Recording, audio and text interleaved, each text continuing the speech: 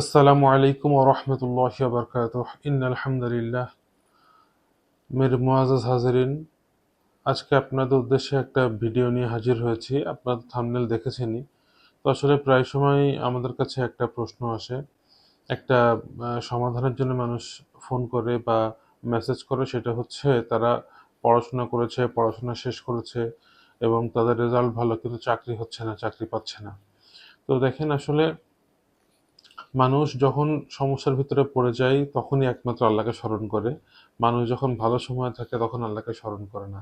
তো এটা একটা খুব খারাপ একটা বিষয়। তো এই যে এই যে সমস্যাটা, মানুষ যদি তার নিজের দৈনন্দিন যে আমলিয়াতগুলা থাকে, সকাল সন্ধ্যার যে আমলগুলা থাকে, জিকির ও আজকার থাকে, যদি এইগুলা সে নিয়মিতভাবে করে তাহলে আল্লাহর রহমতে তার রিজিকের বান্দিশ হয় না। তো দেখেন, আসলে এই সমস্যাগুলো হয় হচ্ছে বাংলাদেশ থেকে।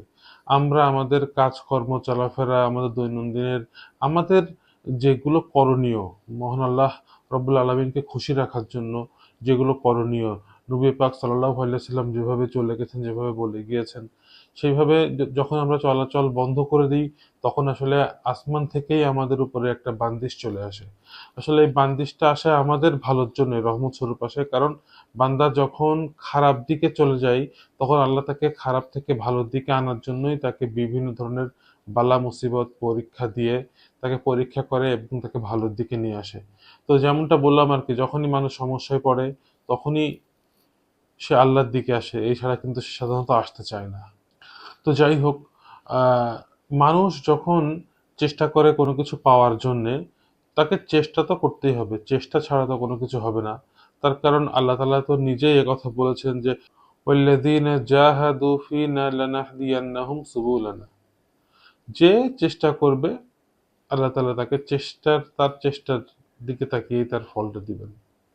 তো এখন আমি আপনাদের যে আমলটা বলতে যাচ্ছি, এবং যারা আপনারা চাকরি পাচ্ছেন না, কিন্তু চাকরি পাওয়ার জন্য বেসিক কিছু জিনিস প্রয়োজন।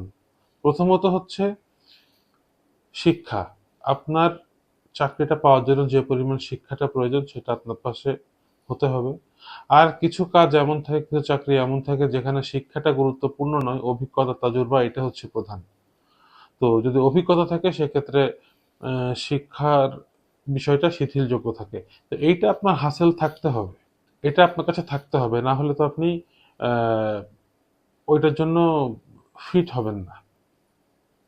আর আ এইগুলো ঠিক থাকার পরে মানুষ যদি মনে করে যে, "না, আমি সবসময় ঘরে বসে থাকবো, আমি কোনো কিছু করব না। কেন আমার রাস্তা খুলছে না? আমি শুধু চিন্তা করতেই থাকবো।" তো চিন্তা করলে আপনার চিন্তা খালি বাড়তেই থাকবে। সমাধানের রাস্তা কখনোই সামনের দিকে আসবে না।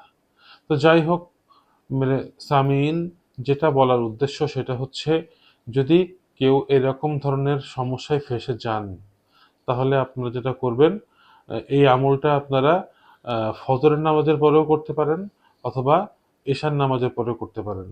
তবে সবচাইতে ভালো হচ্ছে ফজরের নামাজের পরে করা। তাহলে এই আমলের তাসিরটা জবরদস্ত হয়, জবরদস্ত হয় এবং আ খুব দ্রুত ফল পাওয়া যায়।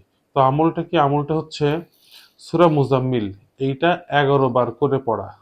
সূরা মুজাম্মিল, এটা খুব বেশি বড় সূরা না, মিডিয়াম সূরা। আ মিডিয়ামের চেয়েও ছোট সূরা।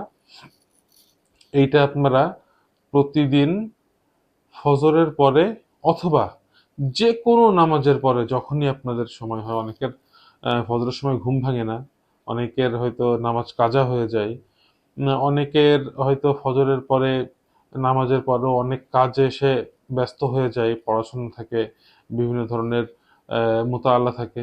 তো যদি ফজরের পরে একান্তই না পারেন তাহলে যেকোনো নামাজের পরে সূরা মুজাম্মিল ১১ বার পড়বেন। আগে পরে কয়েকবার দরুদ শরীফ, এরপরে সূরা মুজাম্মিল, এবং আল্লাহর কাছে দোয়া করেন এবং আল্লাহর কাছে চান, ইনশাআল্লাহ, ইনশাআল্লাহ আল্লাহ তাআলা খুব দ্রুত, খুব দ্রুতই আপনাদের এই এটার ব্যবস্থা করে দিবেন। দেখেন, দুনিয়া, এটা হচ্ছে মুসাব্বাবুল আসবাব।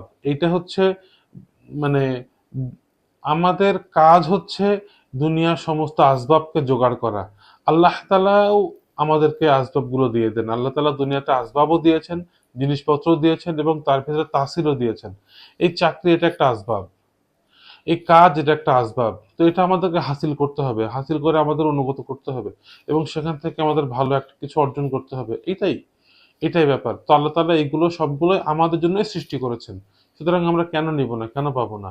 তো আপনারা যারা চাচ্ছেন যে যাদের রিজিকের মাসলা হোক, রিজিকের বান্দিশের মাসলা হোক, চাকরির মাসলা হোক, কাজের মাসলা হোক, কর্মক্ষেত্রে ঝামেলা হচ্ছে এরকম সমাধানের জন্য হোক, কোনো কাজ আটকে গেছে ছাড়াচ্ছে না সেরকম মাসলা হোক, যে কোনো ধরনের এরকম ধরনের বান্দিশ যে মাসলাগুলো, এর জন্য আপনারা সূরা মুজাম্মিল এটা 11 বার করে পড়বেন। ইনশাআল্লাহ আপনার সমস্ত বান্দিশগুলো কেটে যাবে। আর এরকম ধরনের সমস্যার জন্য যারা আমল করতে পারছেন না বা পারবেন না, আহ, যে কোনো সমস্যার কারণে আমল তো করা উচিত, আমল না করলে ফল আসে না, তারপর যারা পারছেন না, তো এইরকম ধরনের সমস্যার জন্য আমাদের এখানে খুব মুজাররব তদবির এবং তাবিজ তৈরি হয়, আপনারা চাইলে সেটাও অর্ডার করে নিতে পারেন। আপনারা প্রত্যেকে ভালো থাকবেন, সুস্থ থাকবেন, আমার জন্য দোয়া করবেন। আসসালামু আলাইকুম ওয়া রাহমাতুল্লাহি ওয়া বারাকাতুহু।